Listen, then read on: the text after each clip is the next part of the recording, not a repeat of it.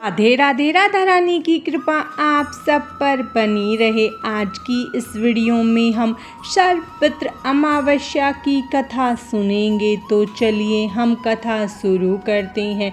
हिंदू पंचांग के अनुसार अश्विन मास की अमावस्या को शरदपित्र अमावस्या कहा जाता है।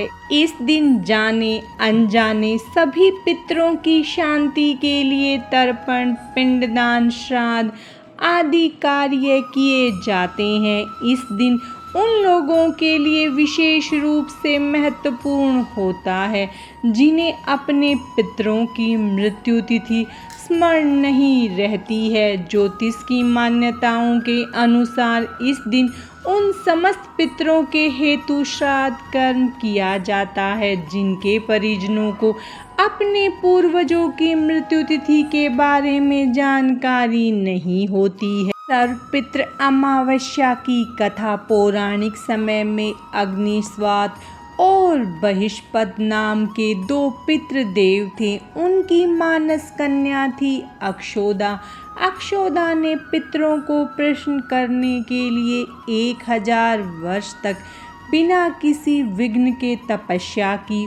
उसके तप से प्रसन्न होकर समस्त पितृगण अक्षोदा के समक्ष प्रकट हुए। उन पितरों में एक तेजस्वी पितृ अमावस्यु भी थे जिन्हें अक्षोदा बिना पलक झपकाए देखती ही रही।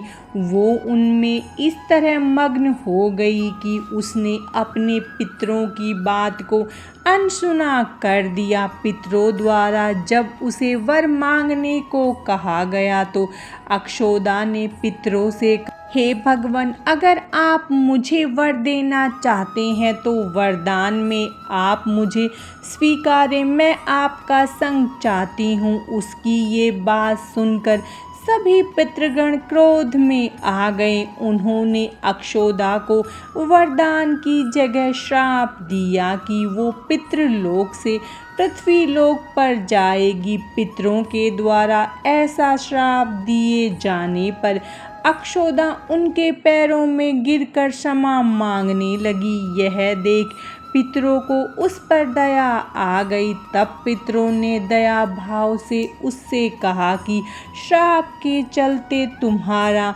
मत्स्य कन्या के रूप में जन्म होगा। भगवान ब्रह्मा के वंशज महर्षि पराशर उस मत्स्य कन्या को पति रूप में मिलेंगे और उसके गर्भ से भगवान वेदव्यास जन्म लेंगे। फिर श्राप मुक्त होकर वह फिर से पितृलोक में वापस आ जाएगी। इसके बाद सभी पितरों ने अमावस्यु की प्रशंसा की और कहा, आपने सौंदर्य और स्त्री के आगे अपने मन को भटकने नहीं दिया और अपने संयम और नियम पर अडिग रहे। इसीलिए आज का दिन आपके नाम से यानी अमावस्यु नाम से जाना जाएगा।